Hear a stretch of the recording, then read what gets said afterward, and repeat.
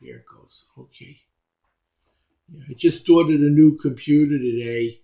This one's it's on its way out, so it's time to replace it. It's 5 years. That's about it. After that, they're like yesterday. They're like incandescent lamps or record players or tape recorders. They just don't want to do what they're supposed to. Okay, well, if Maria comes, that'll be great. Okay. In the meantime, it's more than five after, so I'm going to get started. Okay.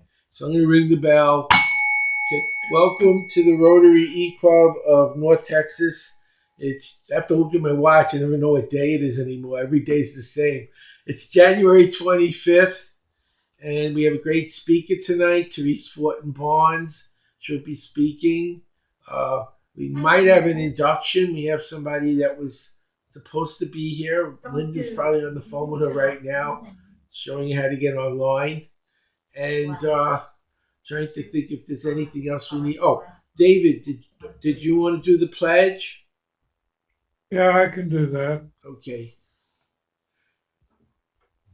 I pledge Allegiance to the flag of the United States of America and to the republic for which it stands, one nation, under God, indivisible, with liberty and justice for all. Linda usually does the invocation, but she's indisposed, so we'll just skip over for tonight. I think God will forgive us. We'll skip over the invocation.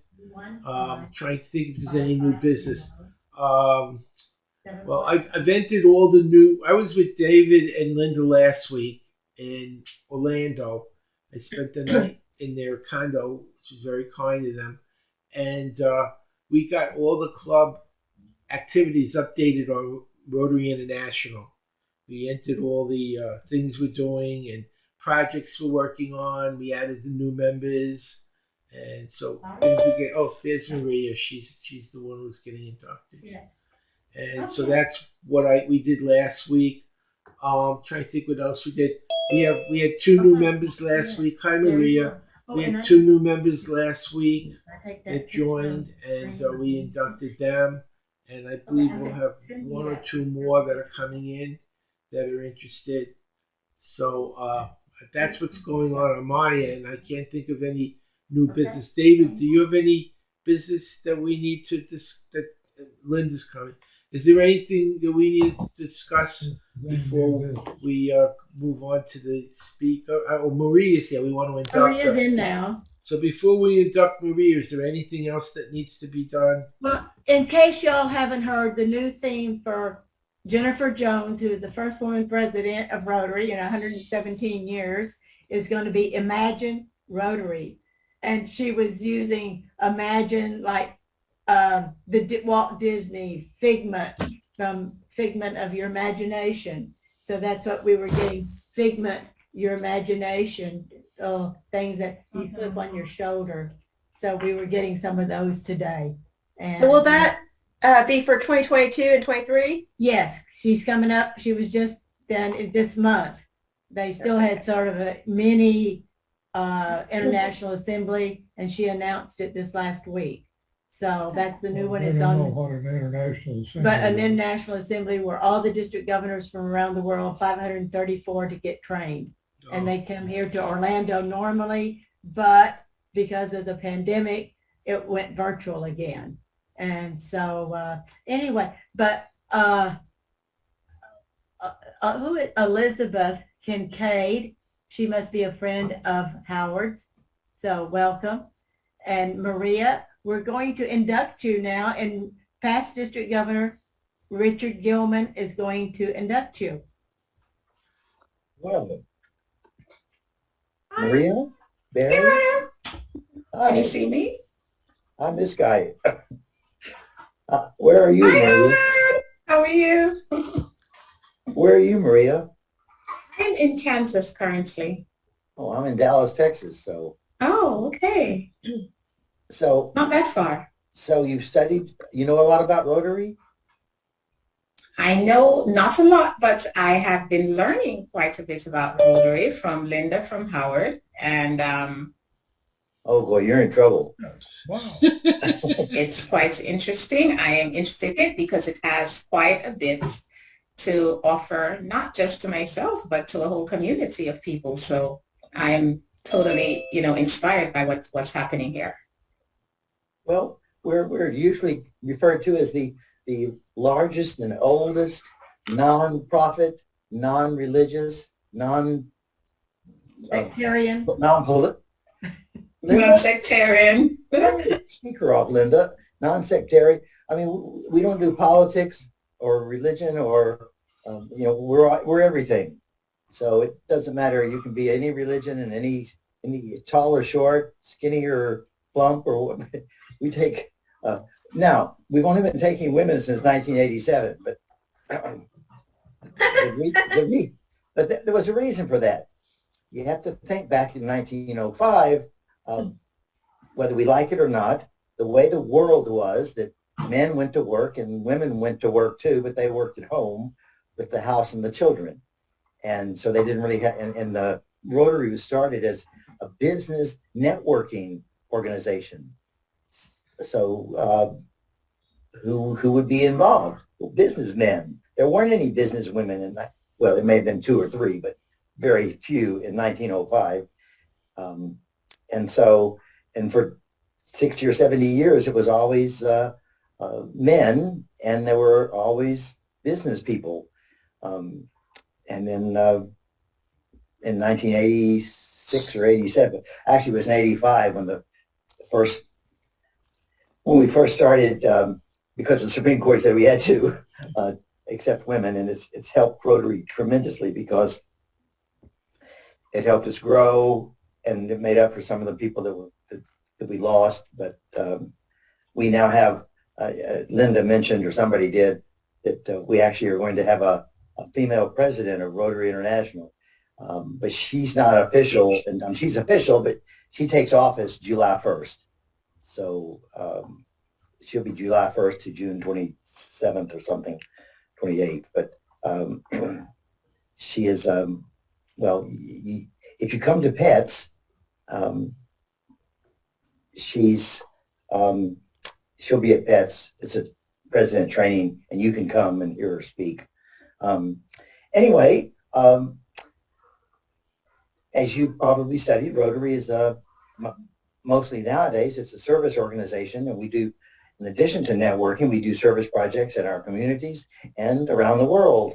And you can participate in these activities either by giving your time or your resources to support the local neighborhoods, or you could donate money to the world projects or the national projects, or you can go do things. We have people, Rotarians in the Dallas area, for example, that have traveled the world to go give polio shots to people in Pakistan and Afghanistan and India over the years. And people in the Dallas area, Rotarians that I know, have gone to several trips to India, several trips to Africa, places in Africa where they've built water wells and they've built clinics. And Linda and David have created and work in a clinic in Mexico. So we're international, and we do service projects everywhere, and that's what you're joining. We do have some social activities, but and they're usually fun and good, but we're basically a service organization. So does that sound interesting to you, Maria? It's interesting. Yes, it does, Richard. I am a service person. Okay, well, you're now joining the EClub of North Texas. Do you solemnly promise that you will be active in the club and support the bylaws and the rules and the regulations of Rotary International and the Rotary District, which is, we're in District 5810. There aren't that many rules and regulations, but there are some. And then, of course, at the club level, the basic rules are we want you to participate and show up for meetings and bring in new members and come up with ideas, projects that you think we ought to do around North Texas or wherever you want to do projects. So do you solemnly swear that you'll support these various segments of the organization and do your best to serve humanity through Rotary? I solemnly promise, I solemnly swear that I will support District 7810, is it?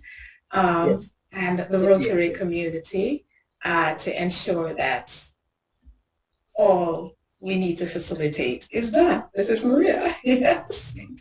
Well, welcome aboard. And I guess Linda is holding up a pin that she's going to send you. Yes, I see it. Yeah. And your certificate that says you're official. Oh, thank you. So, Rotary Basics. so you live at Lake Texoma? In where? No, she's in Kansas. Oh, you're Kansas. It's Yeah. Jerica that's in Texoma. Jarek is in Lake Texoma, yes. Yes. We live up in Pottsboro. Oh, I know. Where is that?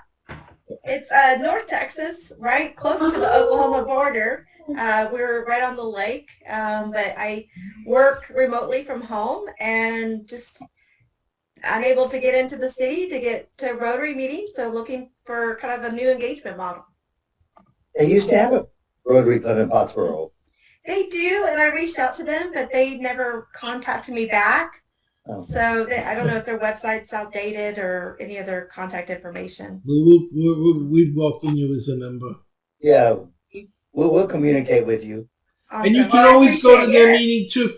I mean, I've gone to a lot of meetings here in Florida just to be part of what's going on because I can't do some things in back in Dallas. It's too far. That they do. Sometimes I used to go to help with the kids at the Boys Club on Halloween, things like that. So now I'm doing more of those kind of things locally, but I'm still part of this club. And that's something to know, Maria. Any club in the world, you're now officially able to go to. Any club in the world. And on Rotary International, they list them. And if you ever travel internationally, there are clubs everywhere. And if you tell them you're visiting, they'll treat you like a queen. They do. They will. They literally will go out of their way to make you feel comfortable. And that's any country. It's not North Korea. But not too many people want to visit there right now anyway. So, or I don't know if the Ukraine is or not, but I don't think that's a great place to be sightseeing at the Okay, moment. Right now. Our CEO is from the Rotary Club of Kiev in Ukraine, and I would like to welcome in Juliet Morphew joining us this evening. Thank you, Juliet. We've got a picture. We got a picture of Long you time no there. see. I know you. I used to know you back in the 90s. You look the same. Oh, thank you. Oh, I love it. So I don't. And Juliet lives in Austin. Oh, okay. Whereabouts? So I don't think there's off of any other. Onion Creek Parkway. South. I don't think there's any other new businesses there that we need before we introduce the speaker. Can you think of anything else we need to discuss? I don't know of anything. Okay, just being careful. Okay, let me go to her bio so I can tell you who she is a little bit. I know off the top of my head a little bit, but her topic is the healthy detox. Her name first is Therese Fortin Barnes. Her topic is the healthy detox method, a roadmap to avoiding carcinogens and chemicals that can cause cancer and illnesses. Therese is an environmental toxins health coach, the head guru at the Green Living Gurus. She's an entrepreneur, activist, and educator. She's spreading the awareness of chemical exposure that can cause cancer and other illnesses. She helps families and other individuals that worry about cancer and other illnesses by identifying carcinogens and harmful chemicals in their lives and homes that can potentially harm their health. She teaches the healthy detox method and solves the problem of chemical confusion and makes it easier to find safe and healthy products. So with that, I am going to turn it over. Therese, if you want to show PowerPoints, that's up to you. On the bottom of the screen where it says share screen, you can share the screen if that's what you want, or you can just speak. Whatever works best. We usually mute ourselves when the speaker is speaking so we don't get background noise, and then we ask questions at the end. And we ask that you try to speak for 20 to 30 minutes if you can. That's our typical. I mean, we've had people go over, but that's what we typically do. And It's all yours. Thanks for coming. All right, thank you. Hi, everybody, and I am coming to you from Buffalo, New York. Sure. And yes, and I well, I could talk probably for 4 hours, but I can keep it. I'm good at keeping it to 20 minutes, 30 minutes. But through the course of when I speak, you might have a question if you want to raise your hand or come in, and I don't mind you jumping in and asking a question as I'm talking, because there's going to be a lot of different topics I'm going to cover, and it might be helpful if you do ask a question in between, interrupt me. I have no problem with that whatsoever. So I hope that's okay that I mentioned that as opposed to just the end, but it's up to you. So I just want you to know a little bit of my background. I'm born and raised in Buffalo, New York, and in I was born in 1962, so I'm 59. And in the 60s and the 70s and the 80s, while growing up, my mother had us eating all organic food. We never ate at fast foods, which was the rage in the 70s when that all was coming to fruition. I didn't know any better. And I had 3 older sisters and a younger brother. We lived right in the center city of Buffalo, where I still reside this day. And I started realizing, coming home from school, that my friends were eating a Burger King or McDonald's, and I was coming home and eating apples and oranges and cottage cheese and other things my mother was making us. I started realizing, like, I was abnormal. I thought, everybody ate like we ate. So fast forward, I went through high school, and then I decided when I went to college, I went to Ithaca College in central New York State. I went to open up a health food supermarket that everybody knows is Whole Foods these days, but I never got that far. I had a major in business and a minor in health because I really wanted to help educate people on how the healthy lifestyle that I grew up with. So I came out as a party planner. I've had an event and party and wedding planning business for 37 years in Buffalo. And it has been very successful, but through the past 37 years, I have helped people, specifically a lot of cancer survivors, get rid of the chemicals in their homes that could have been causing their cancer or other illnesses. So I had an aunt that died of cancer when I graduated from college, so it was near and dear to my heart. And my mother always taught us about the chemicals that were in products. And I learned growing up this way. I was very fortunate. But through the past 37 years, I have done that for many people, friends, family, people that would just call me, and I would go to their homes and help them. I wasn't doing it as a profession. I was just doing it out of the love of my heart, for helping people realize what is out there and what we are being polluted with as citizens and consumers. So the chemical, and Howard, I don't have a PowerPoint. I'm not that advanced these days. Someday I will. But the chemicals that are out there in everyday products could potentially lead to cancer. I'm going to just give you a list of the illnesses that they are known to be potentially causing. Cancer, of course, is one of the biggest ones. There's so many carcinogens on the market today that are not regulated. And asthma, allergies, migraines, obesity is potentially one too. There's a list of chemicals that are called obesogens that are in foods and in products that help or not help, that help promote obesity. Thyroid issues, a major component of chemicals. Reproductive problems, another one. Birth defects, eye irritation, breathing issues, lung cancer, organ damage, weakened immune system, which of course we all want our immune systems boosted these days, and ADHD. So these are just a myriad of potential problems, illnesses, and health issues that chemicals can be causing. And Richard, I love that you went into the history of the Rotary, because I think history, I'm a big history buff, so I like to, knowing where somebody came from or knowing where an organization came from is important to know where you've evolved, right? Chemicals, if you understand where chemicals have come from over the past many decades, they have progressed into this business of of a multi-bazillion dollar business. And it has grown and grown and grown and over the years. And one of the things that we've been taught, and I've taken many courses on environmental toxins, but one of the things that we've been taught and that has always resided in me is that the chemical industry really evolved after World War II. And as all the women were home and all these products were coming on the market, they wanted to make their husbands so proud of them that the house was clean and that the windows were like shiny. And this is how the products kind of evolved into what they are today. Now, everybody on here probably remembers that cleaning. I mean, at least I did. I cleaned our windows with newspaper and toilets with, my mother had us cleaning as kids with baking powder, or baking soda, I'm sorry, and the old-fashioned way.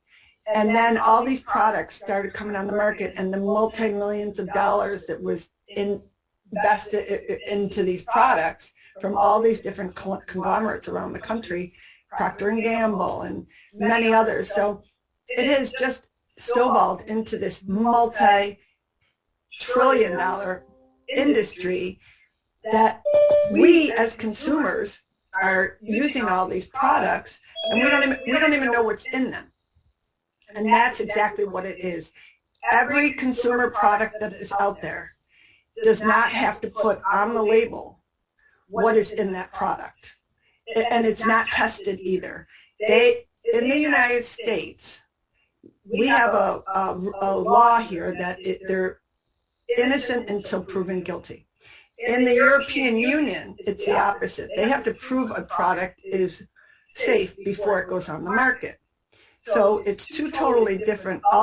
If you bought a product here, same product in the European Union, two totally different products that you would be buying, whether it's makeup, deodorant, sunscreen, you name it. All those consumer products are not regulated, not tested here in the United States. Over in Europe, there's 1,300 chemicals that are not allowed on the market. In the United States, there's 11 that have been banned out of 80,000 chemicals. And it just keeps growing and growing and growing and growing every year. And unfortunately, our cancer rates seem to be growing and growing every year too. Yes, there's been research, and yes, there's been remarkable movements that they made with the cancer prevention and cancer treatment. But there's got to be something done about these chemicals that are being allowed in all these products. Unfortunately, nothing is being done, and it's people like me that are out here talking to people like you to help people just educate yourself. And that's what I want to come and just give you some things to walk away and maybe learn to be a little bit more resourceful for yourself, because it's really the consumer that has to be mindful of what we are using as citizens and what we are buying and supporting. So my biggest thing that I always tell any of my clients or anybody that I work with is you have to start reading labels. Now, when you buy a food item, typically you're reading the label that's what's in it because you want to know what you're eating, right? Not many people read the label about what they're putting on their skin, what they're putting on their lips, what they're putting underneath their armpits, what sunscreen they're using. And we are trusting and believing what these manufacturers are putting out on the market. Now, I don't know if you've seen in the past, probably 3 or 4 months, there's been 3 products that have been, there's a company called Bellisher, it's out of New England, independent company that just took these products and started testing what was in them, and they found benzene in sunscreen, deodorants, and shampoos. Benzene is a known carcinogen, and where it's coming from, they haven't figured that out yet. This was major news in my industry, in the green living industry, and it made national news too, as it should. But they're trying to squash it, of course. There's so much money behind all of these products. They don't want anybody to really know that they have these ingredients in them, and why are these ingredients in them? They do not have to list the ingredients on the label.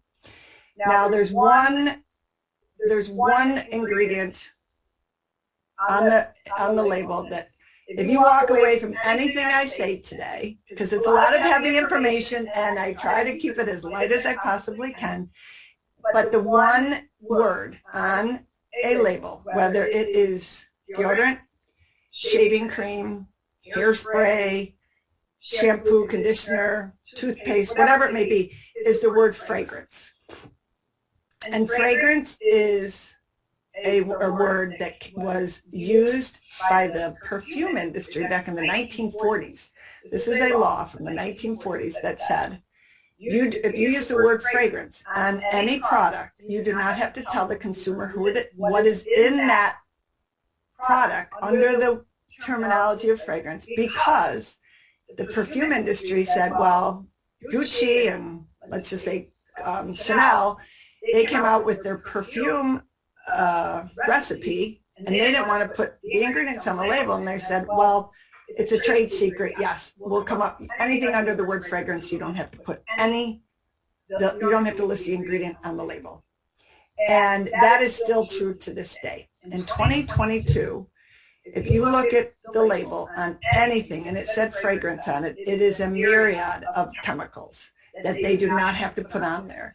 I personally believe benzene is one of those ingredients in perfume, because they do need to use benzene in many different fragrance recipes, but that's going to take a while to even come out. But it's just something that as a consumer, we are being the guinea pigs in using these products. So fragrance is a really important thing to, if you can just look, in our industry, we say it's the other F word.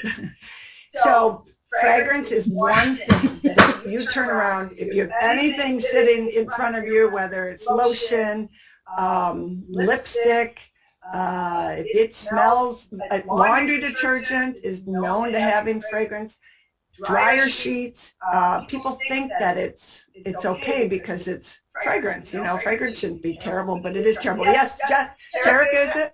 Yes, Jerica, thank you. So as soon as you're talking, I'm pulling out my stuff and I'm reading.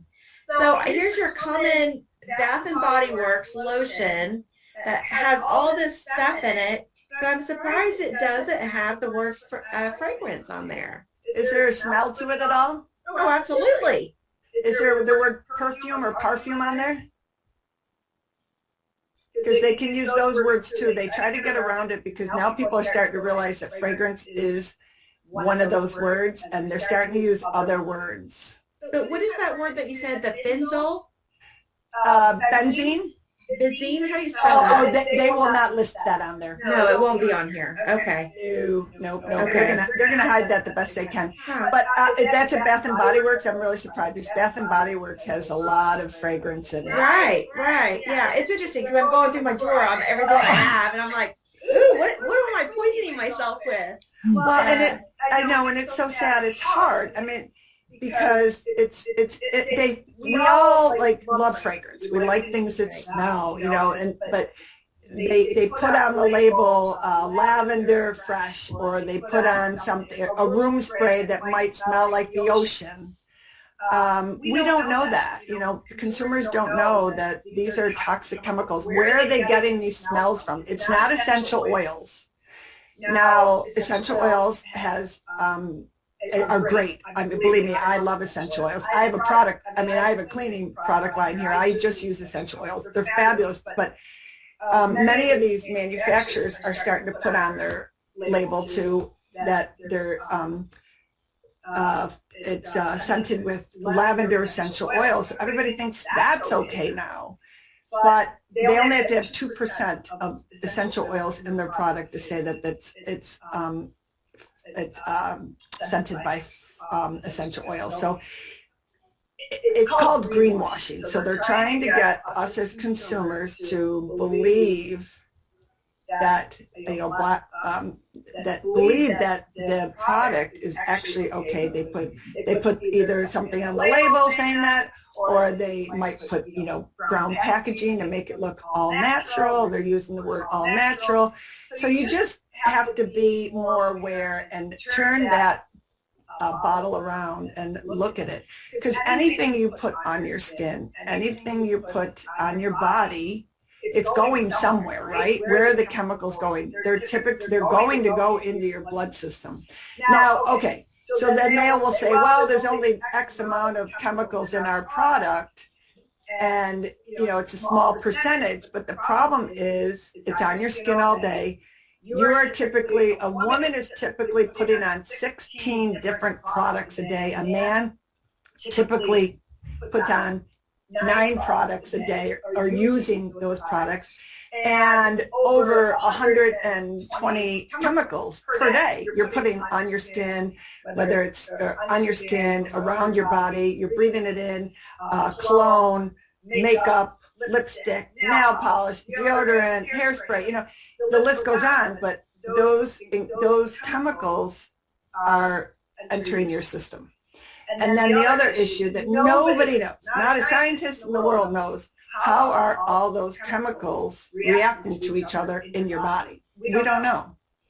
And, they might say that product, Jerica, is safe, and the ingredients on there, they've tested to be safe. But if you were just using that product, maybe that's okay. But the scary thing is, what else are you potentially putting on your body throughout the day that could be adding up? And a lot of these chemicals, they accumulate in your body, and then you can't get rid of them. The good thing is, your body can just get rid of them if you stop using them slowly, trying to switch some of your products. So it's a scary word. It's scary. I mean, it's what we as human beings and American citizens, this is just the way of our life, but we have to be more aware of what we are buying, what is on that label, and trusting who is selling it. So does anybody have any other questions before I move on? Yep, hi, Maria. Uh-oh, another product. Oh, you got to unmute yourself. Oh, another product, Juliet. Yeah. Jerica, you motivated this, right? So I picked up the bottle of Olay Beauty Fluid, and it does not have perfumes or fragrances on there, but what it does have is mixture, which is a carcinogen. Which one is it? It says MIXTA.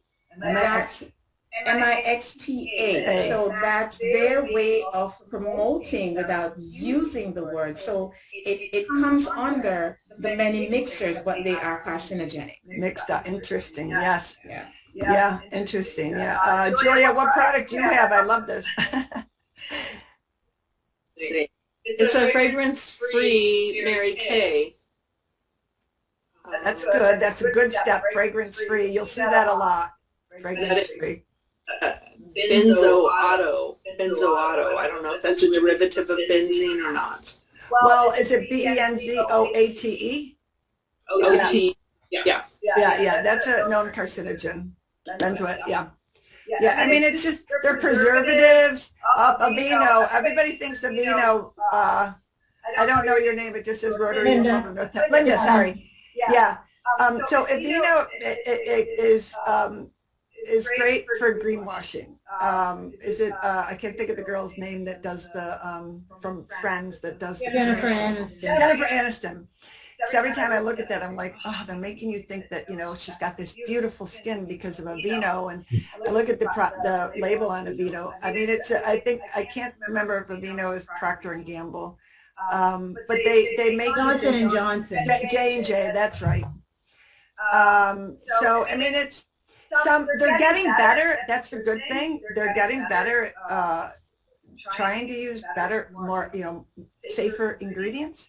But it's going to take a long time before some of those J&Js and Procter & Gamble switch their recipes, because it's going to lose them billions of dollars if they have to do that. But it's starting to become a major issue in the industry.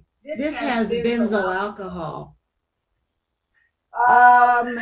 There's no fragrance in Aveeno. It doesn't say fragrance.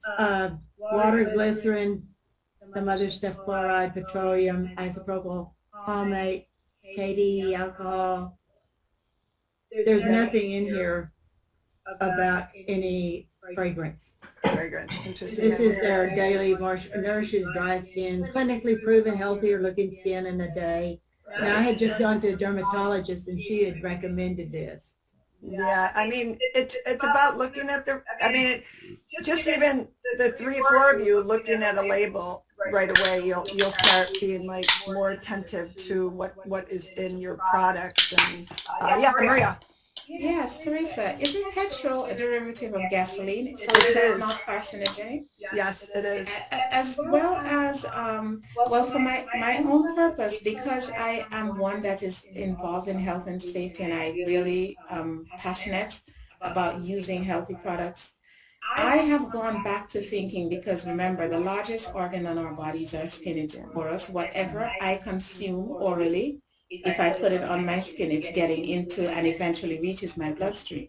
So I tend to use on my skin olive oil. Anything I use in the kitchen, I blend it. Avocado, I use that even in terms of shampoo, because having read so much and recognizing that we are slowly helping them to get rid of us. Yeah. Any kind of oil like that. Olive oil can be kind of thick. I use a lot of coconut oil. And yep, at nighttime specifically, so I'm not getting it all over my clothes during the day, but I just like to put a little olive oil on. Olive oil, not olive oil, coconut oil, I'm sorry.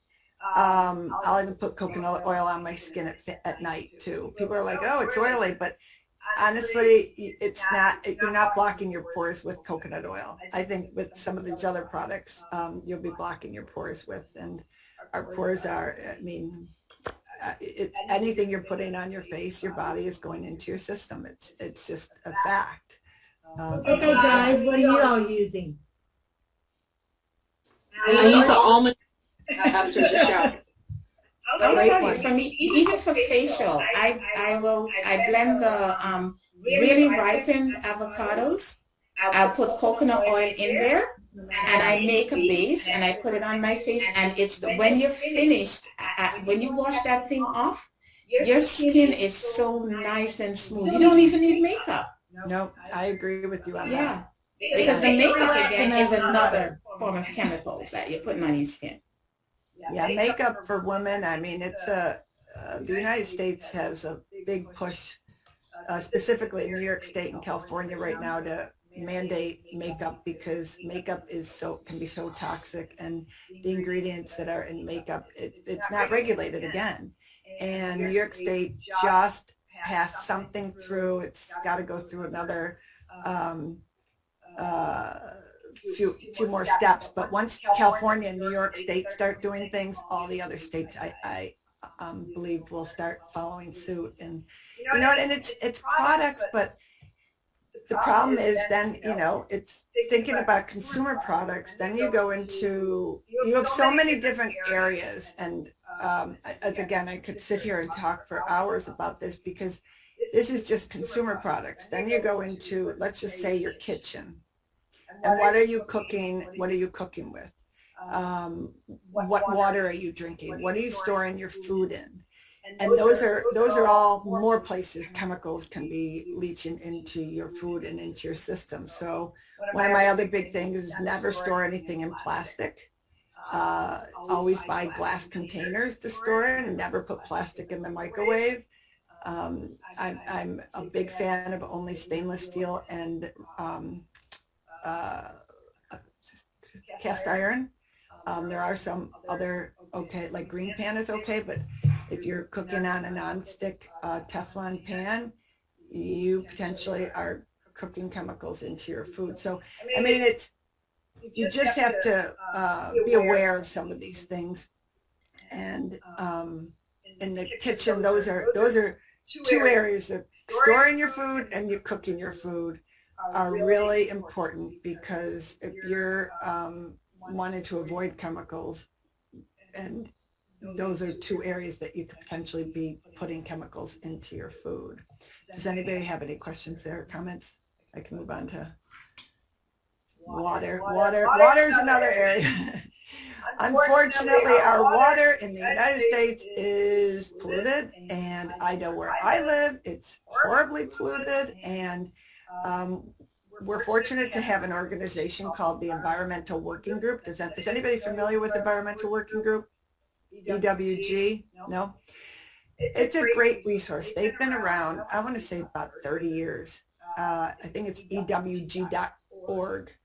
But Environmental Working Group is a great resource because and it's nonprofit, a few different reasons. One, they have a database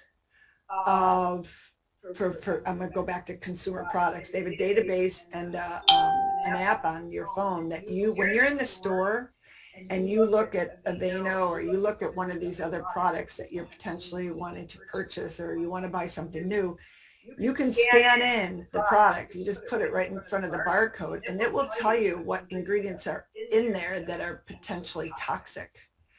And it will also tell you on a scale of 1 to 10 where if there's potentially cancer-causing chemicals in that product. So that's just it's a really good resource. I tell everybody about that because it's just a great educational tool whenever you buy anything, just to put it in front of the EWG app, and it'll tell you. I mean, they have scientists that work on all these things to put these products, and they have over 10,000 products in there. It's amazing.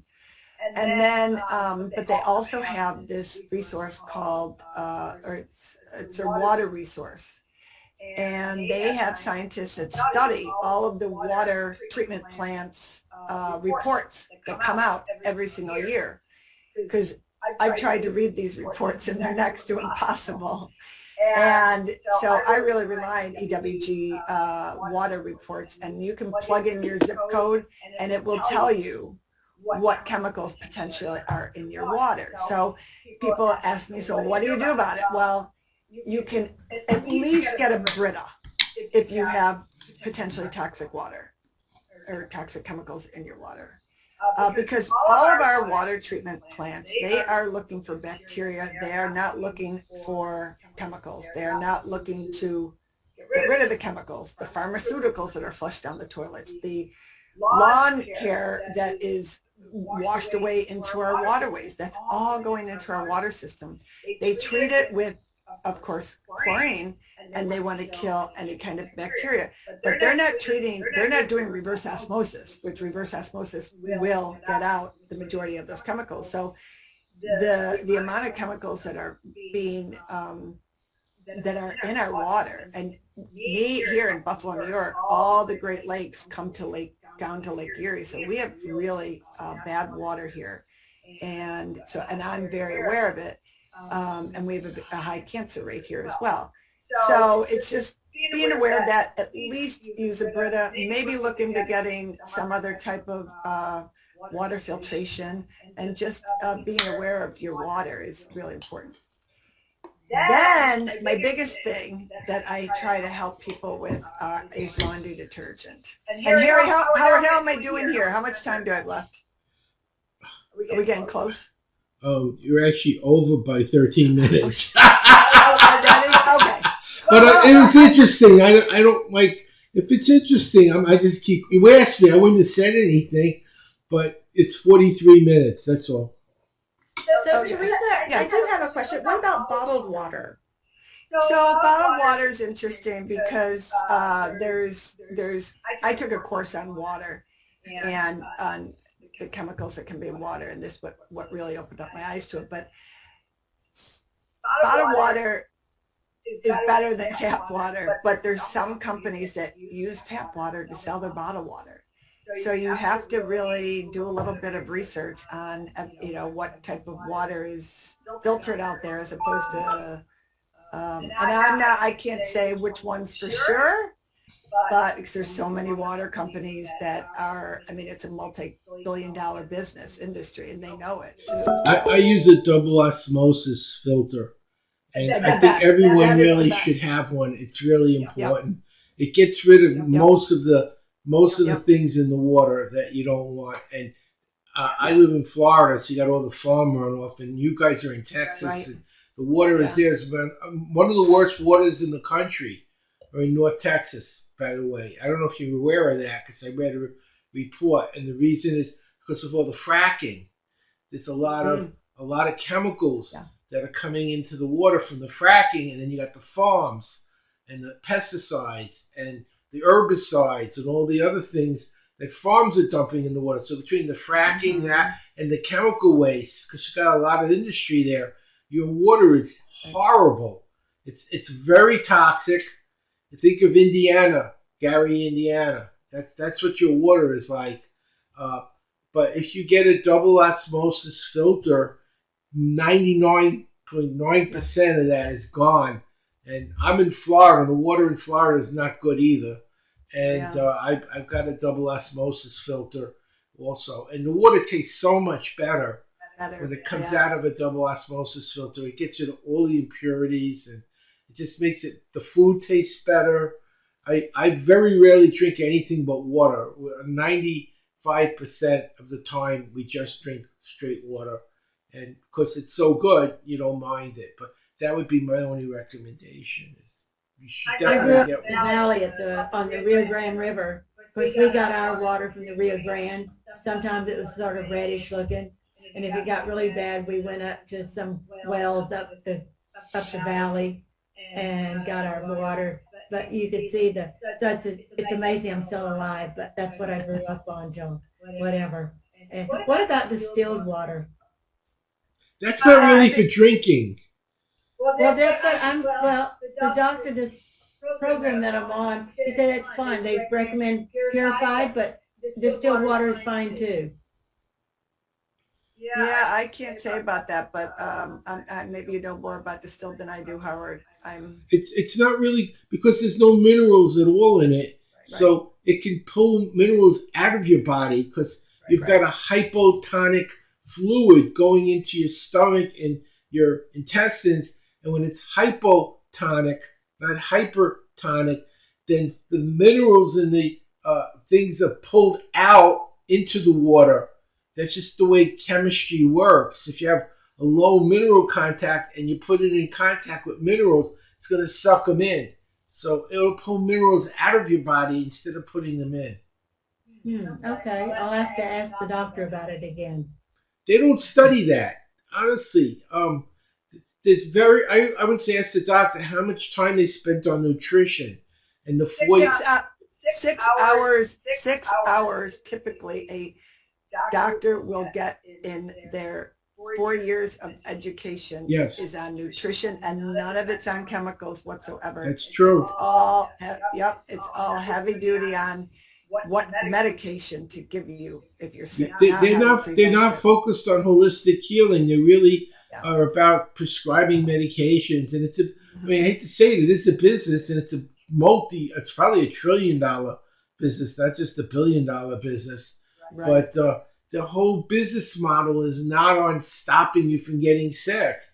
It's on fixing stuff. Even when they fix it, it's not curing. It's maintaining. Like I got arthritis. They're not fixing it. They give you painkiller to live with it. That's basically the diagnosis. It hurts. You're getting old. Learn to live with it. That's my diagnosis. Okay, Maria had another question. Maria, unmute. Okay. No, my thing, it's not a question. It's this is the ideal subject topic for Maria, because I am totally, this is what I do, this is what I research, is what I teach. And the one thing that Howard said it, doctors and nurses are not taught, they don't teach health. They put a Band-Aid. And most people, because they know that people are looking to them for the answers, they will give you an answer because they want to seem intelligent. It's like having an attorney. You have a real estate attorney trying to do a murder case.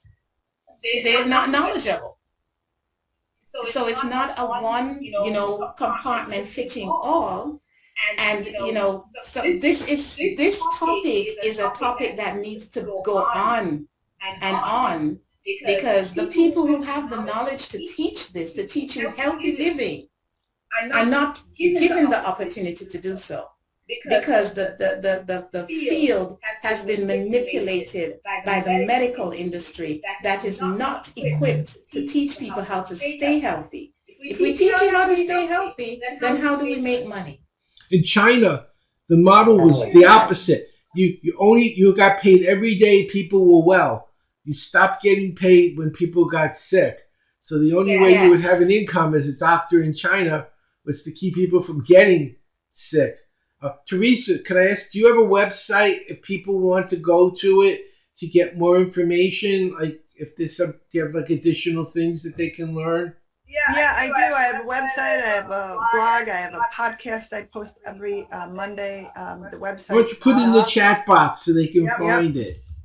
Sure. Okay, well, we're waiting for her to Howard, and that's on this human trafficking thing that we are collaborating on with the EClub, the Suicide Prevention and Brain Health. And if you can just say a little bit about that, and you will be getting a flyer, I think, that Howard's going to be sending out. You actually know more about it than I do because you're the one who negotiated it. So why don't you? I think I'll defer to you because you're the one who brought it, who spoke to the person running it. So could you tell them what it is? I don't have the flyer. It did not come through, but it's on the 31st of January, and it's online. And we just want to promote, this is Human Trafficking Month. And so our district has asked each club to have some sort of a program. So we are collaborating with the Suicide Prevention and Brain Health EClub. So Howard, you do have that. If you could send it out to all the members. I don't have it. I didn't get it. Oh, Shirley said she sent it to you. I didn't see it. Okay. That's why I'm asking you. I haven't seen anything. Oh, okay. Well, I will talk to her. I talked to her earlier I today. mean, I get about 600 emails a day, so could. I gotta go today. I just go through. Well, I'm on all over the place. I've got a lot of. I'm online. I'm on TV show. Oh, I'm going to be on You Bet Your Life on February 2nd. February 2nd. Yeah, I can't tell you anything about what happened on the show. I had to sign a non-disclosure, but I'm allowed. They sent me a notice that the show will be released on February 2nd. I just got the letter. That's all I'm allowed to say. I could talk more after the show is on the air, but you get a $100,000 fine if you say anything. So I'm not saying anything. My lips are sealed. It's February 2nd. That's all I'm allowed to say. I'm just being newer contestant, and so anyway, if you can, we're going to be traveling that day. But up here, it's on a different channel at night. At home, it's during the day. It's different everywhere. It's syndicated. So I don't know if it's February 2nd everywhere. I just know that's what they sent me. Okay, you're going to record it? Yes. And then you can play it. Yes, I'll do that. I record it every day. So if it's on it, don't miss it. That's what I've been doing since I was on the show. But that's all I'm allowed to say. Hopefully you'll see it. Okay. So our next meeting will be, let me check the calendar. It will be the second week of February. So what day is that? Let me just see. I don't know. But we haven't heard anything from Elizabeth. Can you tell us a little about where you are? Elizabeth?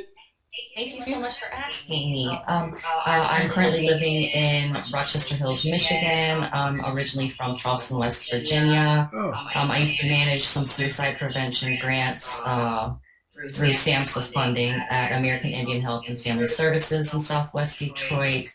Let's see. Currently, I'm focusing on a book I'm writing, and I'm an award-winning accessories designer. And thank you so much, Howard, for the invitation. I met him on Clubhouse, and I honestly think Maria, that I heard your voice on there too. Yes, that's where we all met. Also, my wife is from Michigan originally. She was in St. Joe. Okay, so I just thought I'd let you know. So my wife's from that part of the country. We welcome you to come anytime you want as a guest, and hopefully you'll like what we do and want to join as well. We have members everywhere. The beauty of our club, one, is you don't have to be here. You can watch the video afterwards. You get a link and you can watch it later. It's always nice when there's people, but sometimes it's just me and Linda, and sometimes me and Richard. But it's always nice to have a nice turnout. And then you can look up on Rotary International. If you need help, I can show you how when you're a member. And you can find all the clubs anywhere in your area. And I recommend that if you're doing this like I am, you go to some of the local clubs because you're a member. And once you're a member of Rotary, every club will allow you to come. And that could be excellent for business too, because in some of the bigger cities, I think, David, you want to tell the Macy's story that you were telling me last week? Macy's. Oh, yeah. One of my favorite. You can visit any Rotary Club in the world. And there was a fellow from somewhere in the Midwest. It's in Minnesota, you told me. They had a family-owned department store, three people, him, his wife, and daughter, and he was in visit the Manhattan Rotary Club. Well, what they do, they try to seat you with people with the same classification. Classification of what do you do for a living. So they put him with two other people in the department store business. On one side, he had James Cash Penny, and on the other side, he had R.H. Macy. He said, "Where is this? They're diving board." But can you imagine being able to meet those two people just ordinarily? Because You're breaking up, David. Yeah. So that's one of the nice things. It's great for business and meeting people, but it does good things. They're doing water projects around the world. They're doing education projects. Rotary sponsors RILA, which is for young people, Rotaract, Interact. They have RILA as like an entrepreneurial camp, and they give kids a free scholarship to learn how to be a business person. And it just does a lot of things like that around the world. Polio, they fight polio. And so you're really in a very good group that's doing lots of good things around the world. When there's a hurricane or a tornado, like when Haiti had that horrible earthquake, they provide tents and clothes and food. And these people have nothing. Without that, they'd be naked in the street. And Rotary comes and steps up and does those things for them and doesn't charge for that. So our charity is like 96 cents out of the dollar that they collect goes to people, not to the charity. So it does what it's supposed to. It doesn't make the people running the charity rich. It helps other people. So we welcome you as members. I hope some of you will hear, like Elizabeth, that haven't joined yet, will give some thought to it. We try to have good speakers every week. I'm a speaker, so I get to meet a lot of cool people like Teresa. And I'm hoping some of you will consider continuing. And that'll be it for today. Is there anything else we need to discuss, Linda? I was just going to say, Richard and I each have over 30 years in Rotary. So something has kept us there, and it's a service. And they're both ex-governors. That's a big deal. Being the president means you run the club. But clubs are in districts. Districts could have 50, 60, 70 clubs. Someone runs the district. So Richard and Linda were the district governors for the Dallas district, which is a big thing. It's a very big district. And they know everybody. They're really very much, well, that's why Rotary works. People like Linda and Richard do a lot. They don't just go to the club meetings. They do the international and the national events also. Someone has to do it, and they do spend a lot of their time and resources. Right now, one of our ex-governors from Dallas is in Cuba, right? Bill Dendy. Yeah, he's back now. He's back. He went to Cuba. He's helping there. He brought tires. They have like a, what is it? It's like a dispensary or clinic. a lot of medication down there, and two tires for a guy that his tires were shredded. And he hauled two tires down there as part of his luggage. This is what we do. It's a very good group of people. You know, there's a lot of selfishness today in the world. Rotary is one of the few places where people are asking, how can I help, and not what's in it for me. And we need more of that. If you watch the news, that's what's missing. Everyone's out for themselves. Rotary isn't. Rotary is really looking to contribute and help. So you're part of a really good organization, and that's why I joined. So I want to thank you for coming. We usually end our meetings with the four-way test, which is the values of Rotary, and I'll do it with you. So first, is it the truth? Second, is it fair to all concerned? Third, will it build goodwill and better friendships? Fourth, will it be beneficial to all concerned? And we have a fifth, which is, will it be fun? And I'm finding more clubs are doing that. So we'll see you on the second Tuesday next month. And until then, thank you for coming. If you need to reach me, you have my contact. Let me put it in the box. For those of you that don't know me, I'll put in my phone number. And Maria, I will be getting with you. I've got the other two members too that we inducted at our last meeting to give you your credentials that you can log into the district website and also to Rotary International. And this is my email. So if you need to reach me for any reason, you can reach me now. That's my direct line, and that's my personal email. So, and Therese, thank you. I really enjoyed it. I found it very, very, I think everyone did. It was it's not easy to do a program. By the way, you didn't go over, I forgot, it was 43 minutes from the start of the meeting, not from the start of your talk. So that was my bad. I was looking at the total time and not the time that you was here speaking. So I owe you an apology on that. But I wouldn't have stopped you. You were doing such a nice job, and I think everyone was interested. And when I see that, I mean, if someone goes over and everyone's interested, you just let it go because it's interesting. It was nice having Vicki and Howard down here last week that we got to go out and work on Rotary. Yeah, we spent the whole morning just doing about 3-4 hours just doing Rotary. So thanks, everyone. I'll see you in a couple of weeks. Be well. Stay safe.